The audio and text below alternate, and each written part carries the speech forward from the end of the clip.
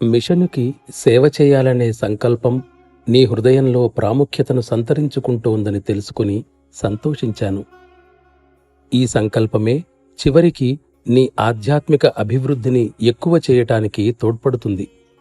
నీవు ఒక నదిని గురించి తలంచగానే నీ హృదయం ఆహ్లాదాన్ని కలిగించే దాని చల్లదనాన్ని అనుభూతి చెందనారంభిస్తుంది.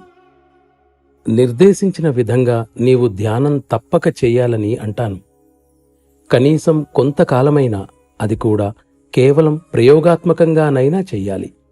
నీవు ఏదీ చేయలేకపోయినట్లయితే నీ మనస్సులో నేను నీ ఆలోచనలో మునిగి ఉన్నానని మాత్రం ఊహించుకో. నీ తీరిక వేళలలో కాని, నడుస్తున్నప్పుడు, ఏదైనా శారీరక శ్రమ చేస్తున్నప్పుడు ఈ విధంగానే చెయ్యి.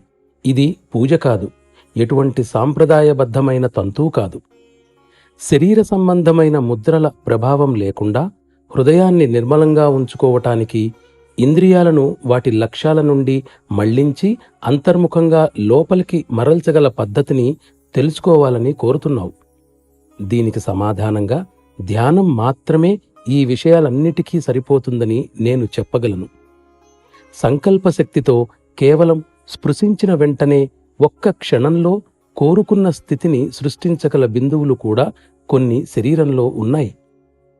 ఆ పద్ధతులను నీపై ప్రయోగించటానికి అవసరమైన స్థితులను నీవు నీలో సృష్టించుకోవాలని నేను ఆకాంక్షిస్తాను. లేనట్లయితే ఈ అపరిపక్వ దశలో అది అపాయకరము అవుతుంది. ఈ పద్ధతులను తగిన ముందు జాగ్రత్తతో ఎంతో ఉన్నత ప్రగతిని సాధించిన సాధకులపైన ప్రత్యేక సందర్భాలలో మాత్రమే ప్రయోగించటం సాధ్యమవుతుంది. అటువంటి పద్ధతులచే మనిషి తన అసలు మూలస్థితిని ఒక్క క్షణంలో పొందగలడు. దీన్నంతటినీ వినోదం కోసం మాత్రమే వివరించాను.